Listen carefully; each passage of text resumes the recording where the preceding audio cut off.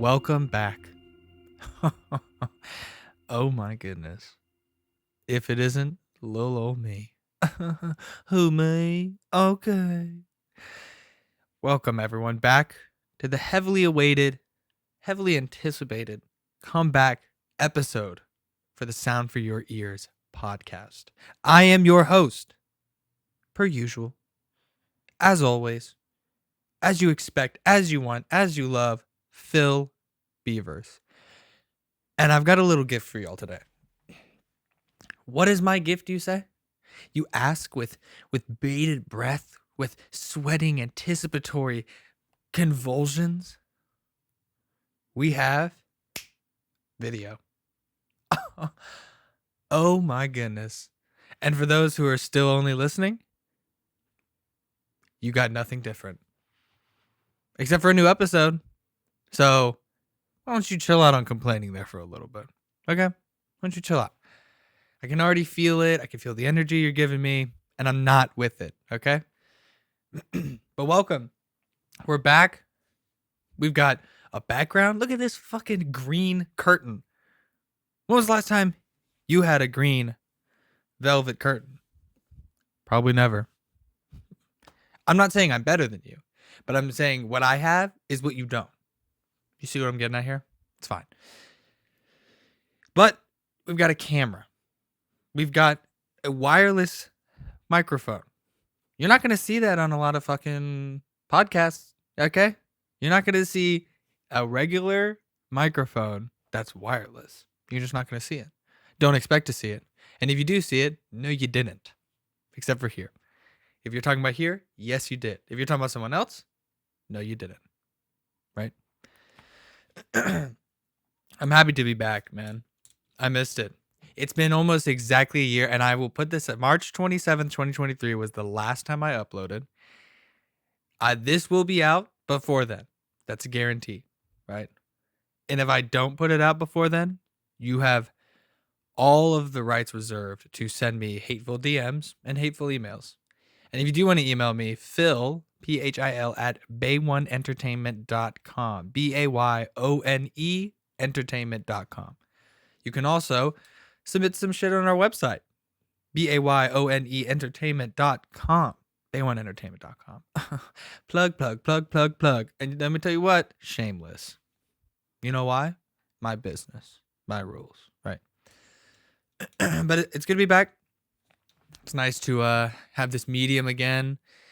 This will be one of what I'm hoping to start out with is like 3 to 4 podcasts on the, I guess, Mophead Records or Bay One podcast branch of Bay One Entertainment, right?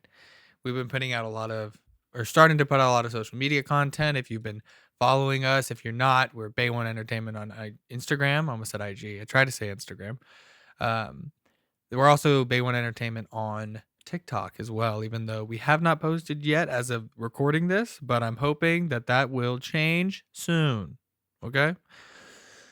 But we've been posting a lot of social media content, trying to get into just kind of like regular releases. We've got a documentary coming up that we're continuing our work on. We've got another short film that we're working on right now. We're working on, we've got our hands in a lot of little jars. And for a while we were being greedy. We weren't telling anyone. We were just eating cookies out of the jars like bad little boys. But now our hands are out. We're showing people what kind of cookies we got. Okay? Let me tell you what. They're delicious. They're good cookies. And you want them. Sorry to say it. No, I'm not. I've got some subjects here I want to talk about. But honestly, I almost feel like I'm like revisiting a friend, right?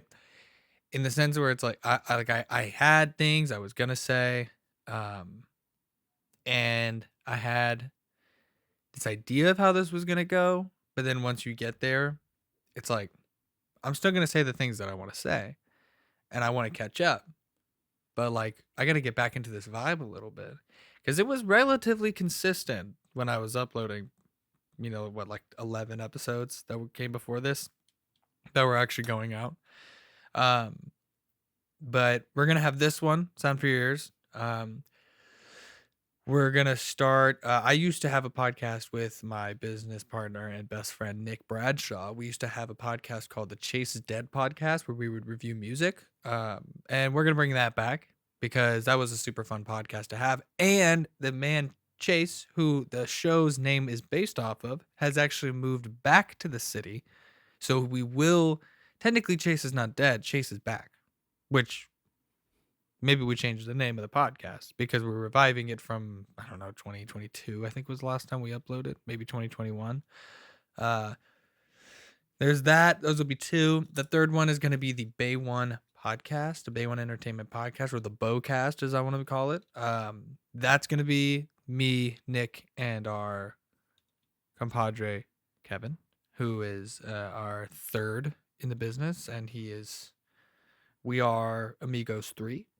We are best friends.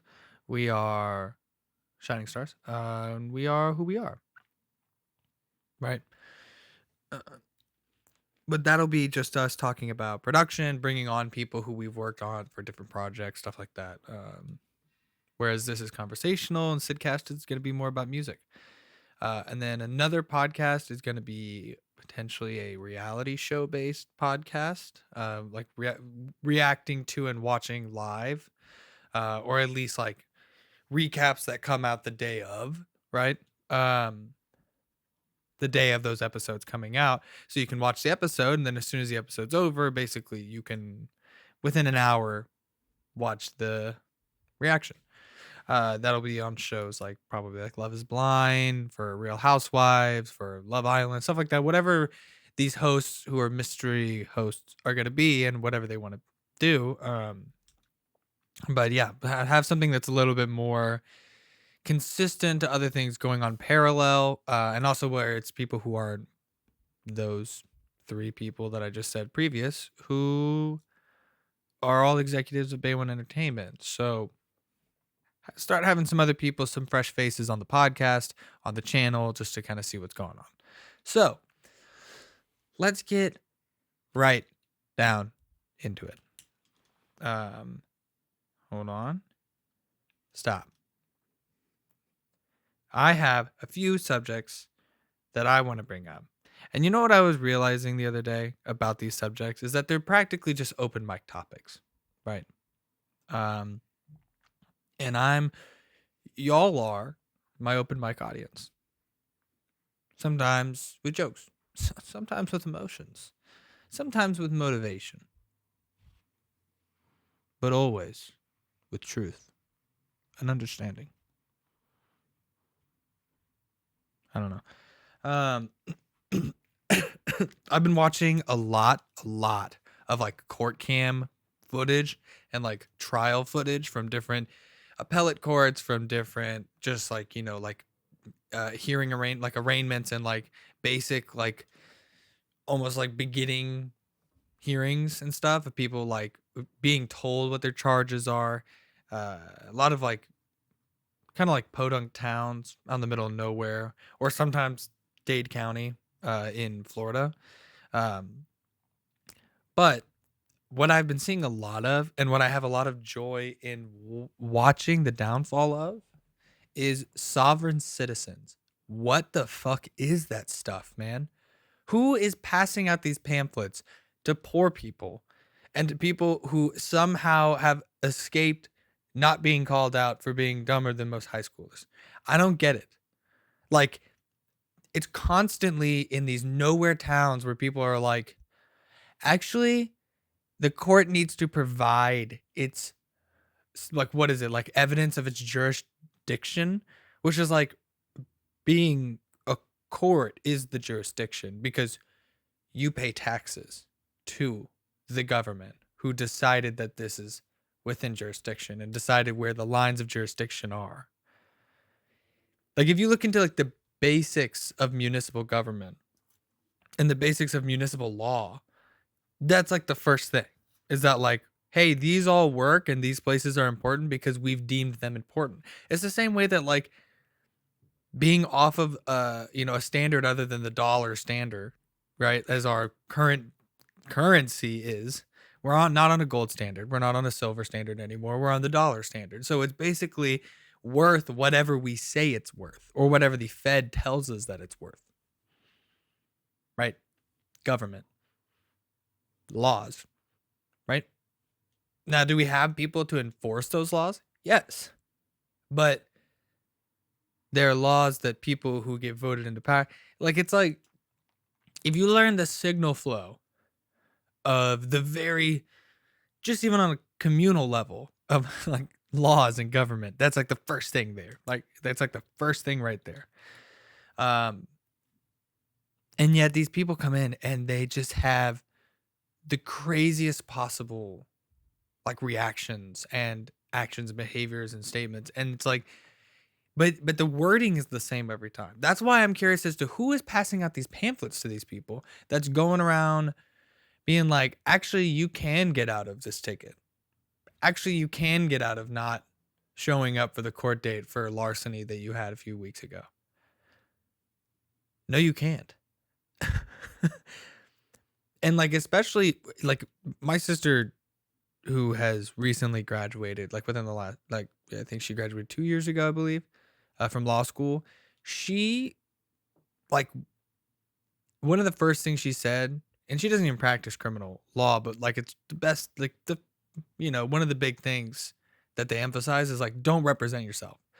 And if you are, really exercise that Fifth Amendment and just don't talk unless you're absolutely instructed to talk. Right? Which some judges will do. They'll be like, you better open your mouth right now, bro, or else it's going to be a problem. And by problem, I mean contempt of court.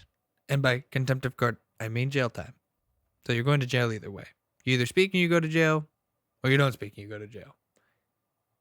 You choose. But yeah, and you also, like, just never represent yourself. And they always want to represent themselves, where it's like,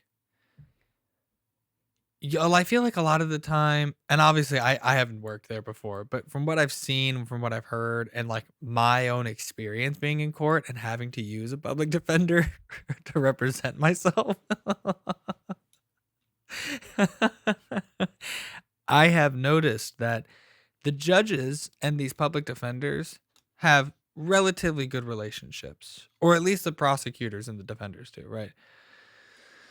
And they will do their best, truly, for the most part, to not let you go to jail.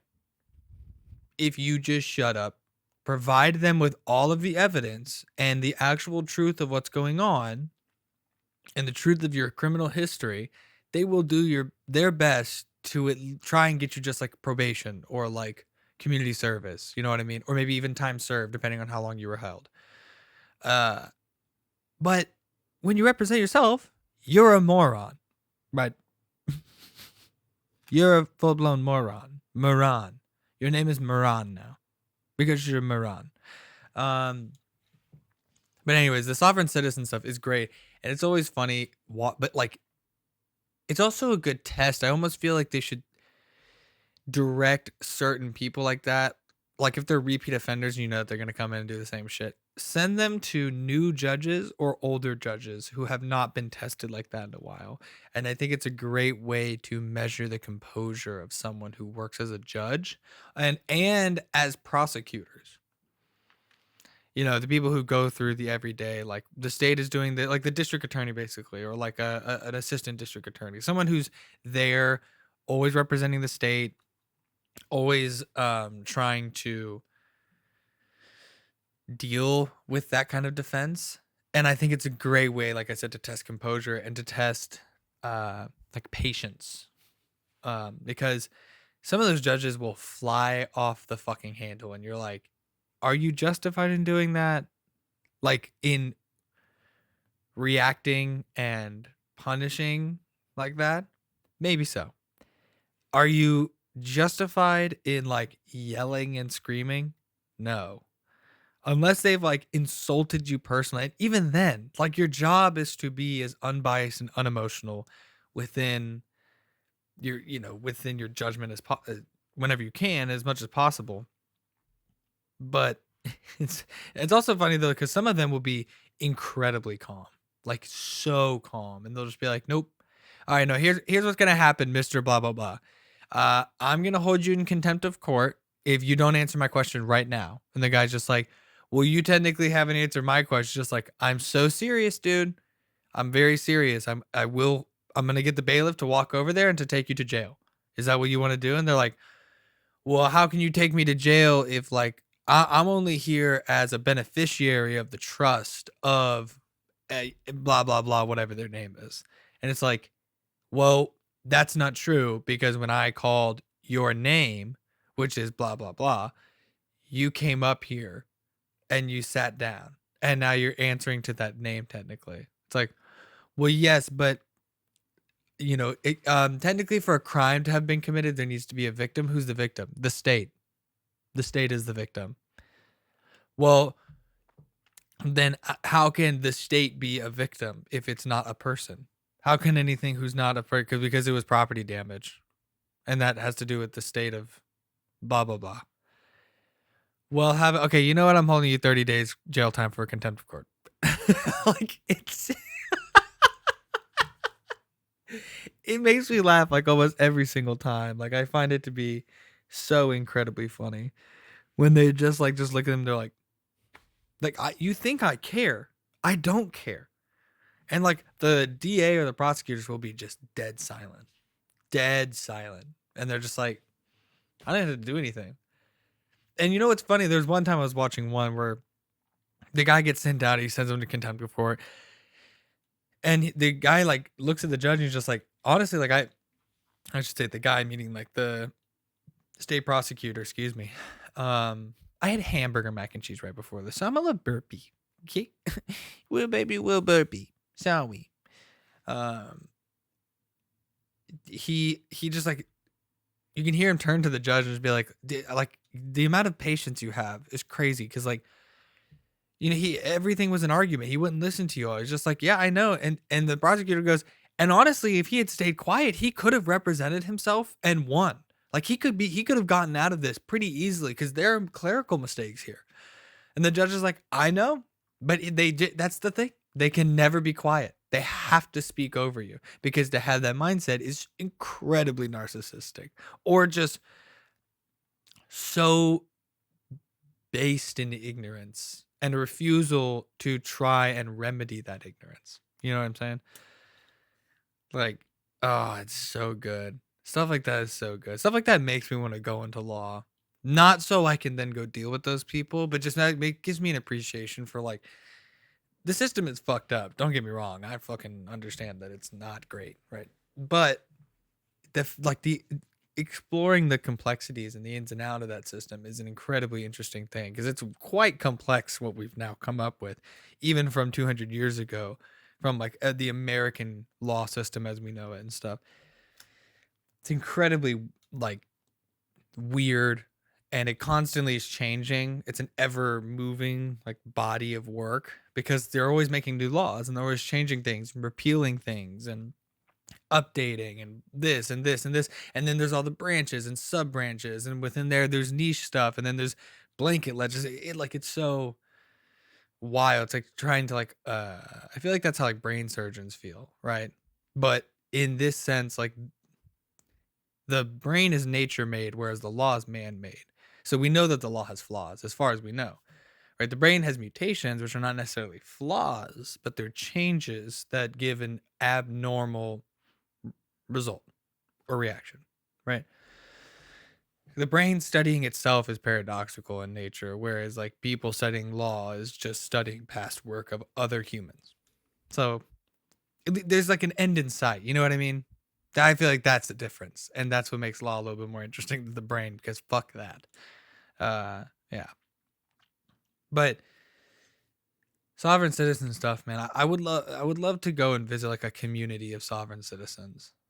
And it's like, you know how what y'all are doing is how all this started, right? I mean, like, especially like for America, it was like dudes hanging out, bringing their families over, hanging out together, and being like, that other place that I don't agree with, they don't rule me anymore. The only problem is that at some point you're going to have to fight for it. And I don't know if sovereign citizens have the manpower to beat the, I don't know, US military.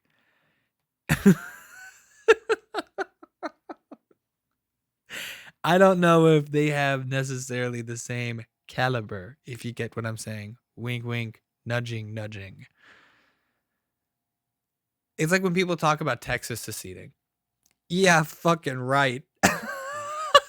America would stomp Texas's ass in a second. I almost said our ass. I haven't lived there for 8 years. I am no longer a resident of Texas. That's not me. That's actually not my problem, right?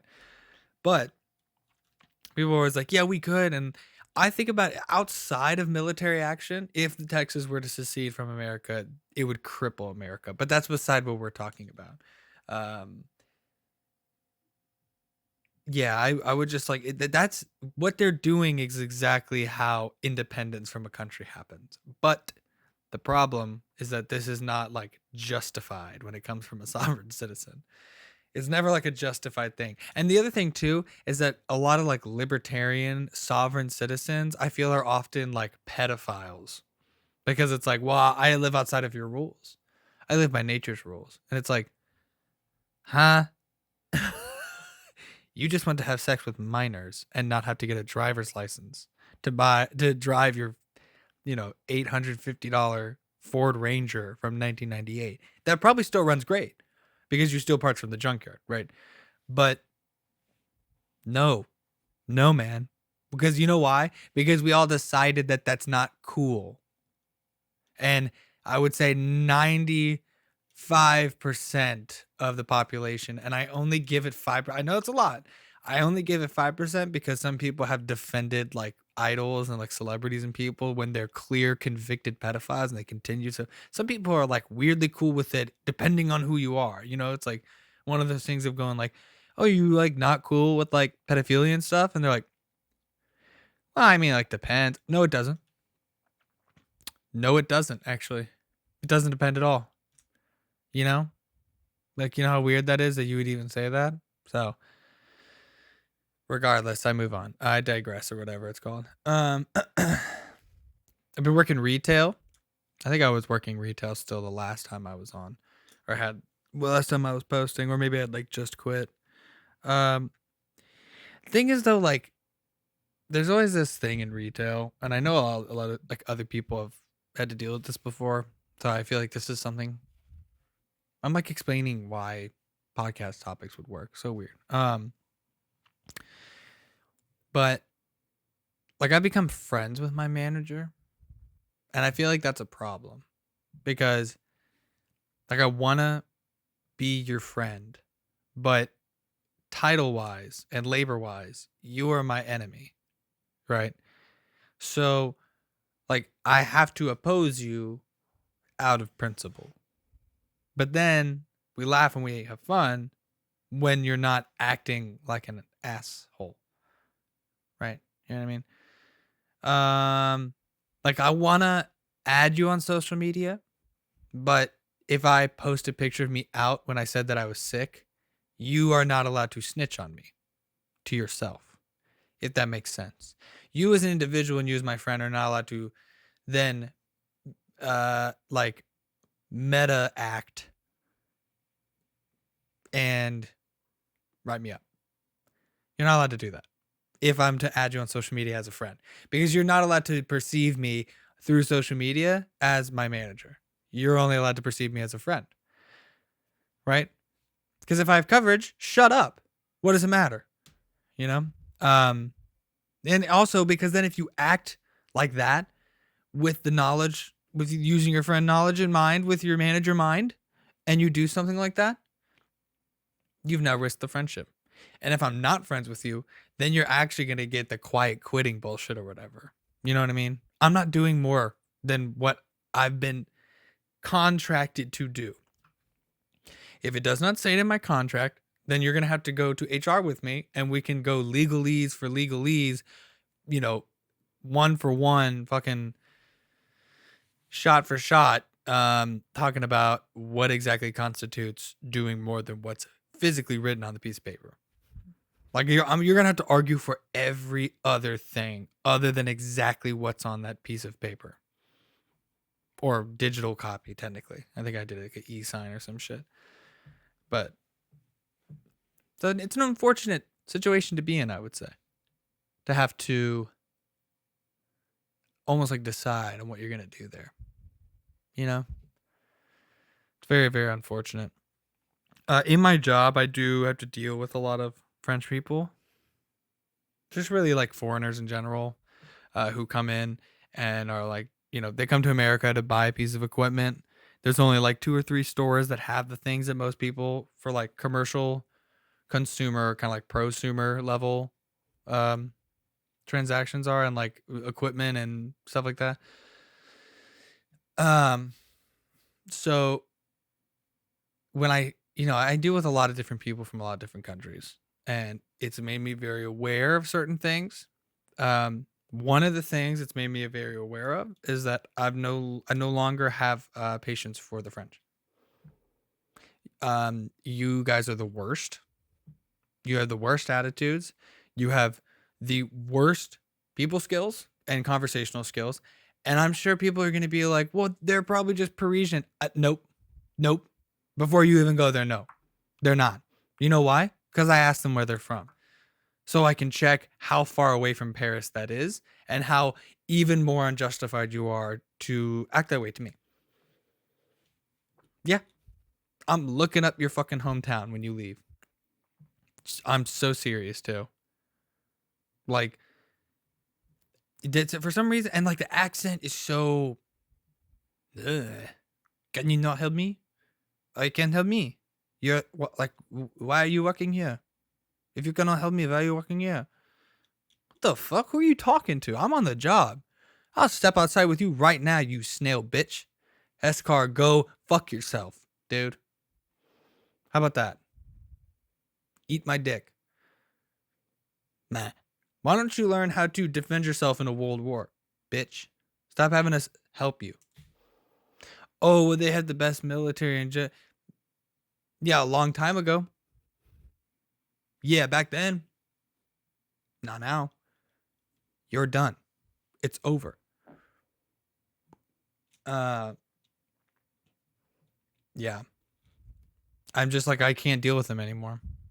When they come in, it's really the only time that I feel like bigoted or I feel like a bad person after the interaction is like when I hear their accent immediately or I see something on them, like a French flag or whatever they've got, and they've got this like look, dude. Oh, like I become a bad customer service agent because like now I'm acting with malice and I'm thinking with malice and I'm wishing with malice. And that malice who I'm wishing on is you. You know what I mean? So if you're French, don't come into the store or you will get bad service. I'll still get you whatever you want to buy, right? I'm going to still do my job, but I'm not going to be happy about it. And I need you to know that. Man. I've been trying to go like camping recently because camping's awesome and who doesn't want to go camping? Looking at you, my partner, who doesn't like to go camping.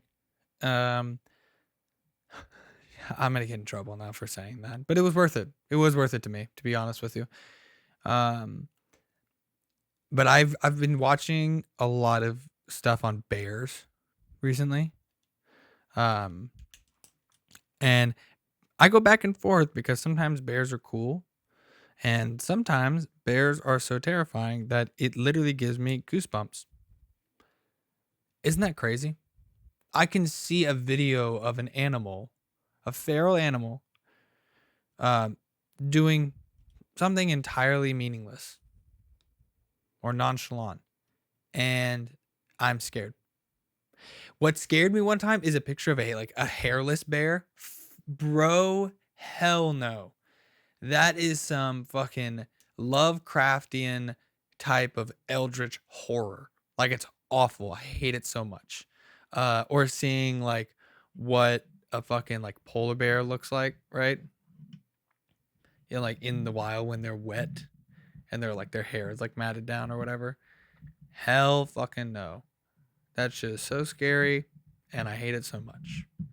And I hate it so good. I hate it so good.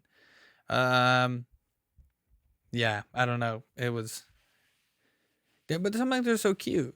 Right? They do like like the thing that bears do where they have this thing where they like enjoy nature or some shit like that. Where like oh there would be a bear in the wild and it will someone will be recording it and they're like on like the edge like by like a view or something like that and they're looking over and there's like room next to them. Sometimes bears will just come over and sit down next to the people and just look at a view. That's so sick. You know what other animal has that is orcas, but my favorite animal, like of all time. You won't get a better animal. Please don't debate me on this. You are wrong. Okay? In every way, orcas are the best. And that's fine, right? That's okay. You would be wrong to think it's anything else. I'm glad that we came to this conclusion together, right? But no, with bears, it's honestly really really sweet. And there's that I don't think it's a Vice video, but there's a video on YouTube that's like famous of this guy who has like a bear sanctuary. Oh, it's so cute. And it's a Kodiak bear, one of them that they rescued. And the guy himself is probably like 6'3", 6'4", and he's like a big dude. He's like a fucking like barrel man. And the bear treats him like almost like equal. But dude, just even the size of him compared to that bear is crazy. It's crazy, dude. Like the bear is so much bigger than him. It's like it's astounding. If you haven't watched that video, I highly recommend it. I'm gonna put like a little thumbnail or like a picture of what the name of the video is right here. But dude, it's fucking nuts, man. How big he is, and it made me want to like go and see the bear, but I think the bear passed already, which sucks. But like, it made me, what it made me want to do is like open a bear sanctuary, and then I remember and I see a video of a bear chasing a guy or like a bear eating anything in nature, and I'm like, yeah, that's right, it's a apex fucking predator, brown bear, Kodiak, polar, black bear, any of them. Fuck no. The only thing besides I would say with like red panda bears, or panda bears in general are not that fucking terrifying. You could probably like honestly beat one into submission, to be quite honest with you. Also, I don't like y'all. This whole thing, China has like recalled all of its panda bears because apparently they were all on loan, which on one hand is like, what the fuck is wrong with you, man? Come on. Like, okay, there's three fronts of this, right? One of them is, what the fuck, dude? Now we don't get to see polar bears? The second one is, how can you own bears? And why were they in zoos? Zoos shouldn't even exist in the first place. It's a horrible thing to do to animals. If people are always like, well, someone might not have another chance to see that kind of animal in real life or like interact with it in any way. Okay. Oh fucking K. Some people who live in Singapore are never going to meet someone from Oakland, right? But we don't keep someone from the Bay in a cage in fucking Singapore. Just not what we do. Because that's a crazy thing to do. That's what a crazy person does. That's also, like, you see what I mean? But the third thing is that's kind of baller. To be like, you know what? I'm going to be a hating ass bitch. You can't have any more of our panda bears. U.S. is like, what the fuck? The fuck did I do? Oh, that's right. All those years of like trying to undermine your government and everything, and like constantly being at war and asking to like borrow money from y'all and then like never repaying it. And the second that you ask for your debt back, we won't be able to pay it back. But we don't really have to get into that. It's kind of a baller move to be like, yeah, that's our stuff. You can't have it anymore. I almost respect him for that. Oh, I went on a shoot recently. Speaking of China, I went on a shoot recently. And it was like a real estate kind of thing. And dude, the guys who owned it had a picture of Mao Zedong, like a pro CCP picture, hanging up in the office, like the front part of one of the first rooms in the office. Look, I'll put a picture up right here. It's the craziest fucking thing to fucking put a picture of Mao Zedong up, one, at all outside of China, and two, in America, and three, the guys who owned the place were not even Chinese. They were Indian.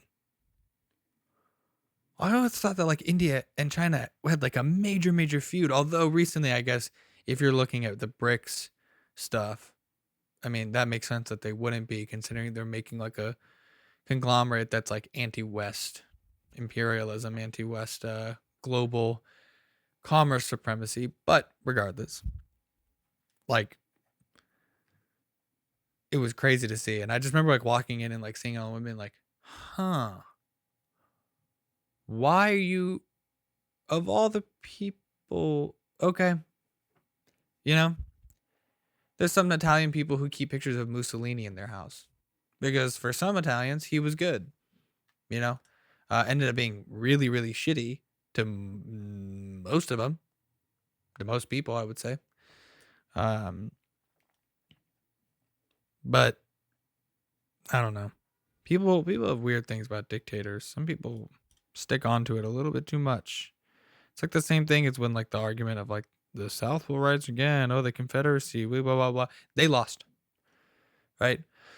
I heard that so often growing up in Texas, man. Like, y'all fucking lost. Hard. Right? You folded. Your guy couldn't even like fight to the death. Both of them folded so quick. This will rise again. I doubt it. I fucking doubt it. Like, hold this fucking L. Hold the L.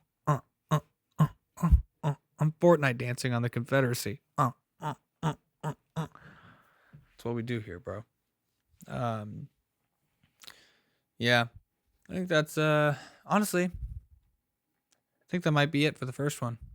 For the first comeback episode of the Sound for Years podcast. Thank you guys so much for listening, honestly.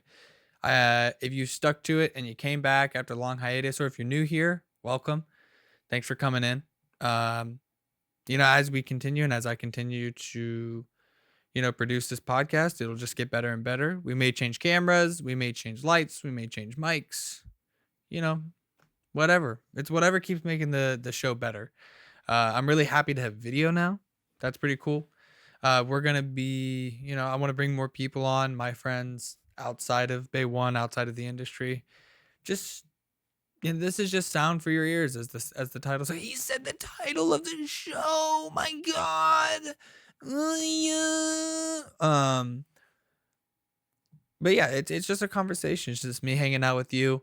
It's background noise for whatever you got to do. And you know, if you listen today, I hope you got whatever you needed to get done. Or if, you know, this isn't long enough, listen to another episode. Maybe you'll still get it done. And maybe your sweet boy, Phil Bevers, will be back up inside your ear holes. You're welcome. But yeah. Make sure to follow me on Instagram at Mophead Records, MOPHEADRECORDS. Mophead Records. Follow Bay One at Bay One Entertainment, BAYONE Entertainment. Like I said earlier, follow us on Instagram or TikTok. We're going to be posting a lot more there. Also, follow the Sound for Your Podcast Instagram page. It's SFYE Podcast on Instagram. We're going to be posting, you know, pre-production stuff, post-production stuff, mid-production stuff, maybe some behind-the-scenes content, depending on how, you know, how much this ramps up. It may just stay just a one-man operation. It may be a two-person operation. Who's to really say? Who's to really know? Who's to really care? You know? But yeah, it's nice to be back, to be quite honest with you. To be 100, it's good to be back. But that's just me being 100 with you, my friend. All right. Thanks again for watching. This is Sound for Your Podcast. Bye.